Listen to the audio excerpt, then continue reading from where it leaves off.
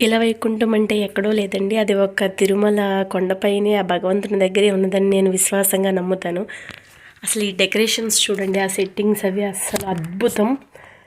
ఆ రోజు వైకుంఠ ద్వార దర్శనం అయ్యాక బయట సెట్టింగ్స్ పెట్టారండి. ఆల్రెడీ నేను ప్రీవియస్ వీడియోలో ఇది వ్లాగ్ చేశాను. అప్పటికి ఇంకా డెకరేషన్ అనేది ఫినిష్ అవ్వలేదు. 2 days ముందు వెళ్ళాము అప్పుడు. ఇప్పుడైతే మొత్తం కంప్లీట్గా డెకరేషన్ కూడా రెడీ అయిందండి.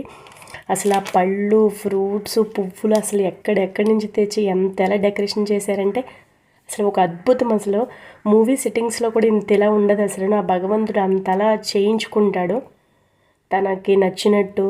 ఏం చేయించుకోవాలి, ఎలా చేయించుకోవాలి అన్నీ ప్రతిదీ తనకి తెలుసు.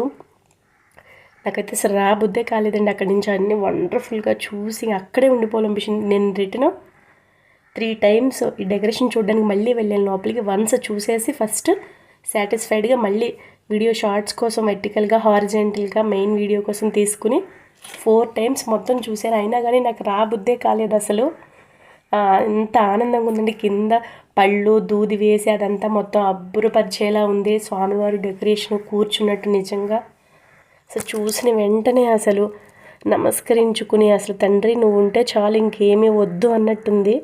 చాలా బాగా దర్శనం అయిందండి. అసలు ఒక్క 35-40 minutesలో అయిపోయింది దర్శనం. 12th వచ్చింది కదండి దర్శనం టికెట్. సో చాలా ఎర్లీ మార్నింగ్ వెళ్ళాము 5కి. ఇది దర్శనం అయ్యి 9కి అంతా వచ్చేసాము కిందకి.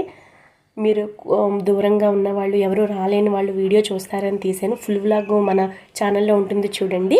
Thank you. Om Namo Venkatesaya.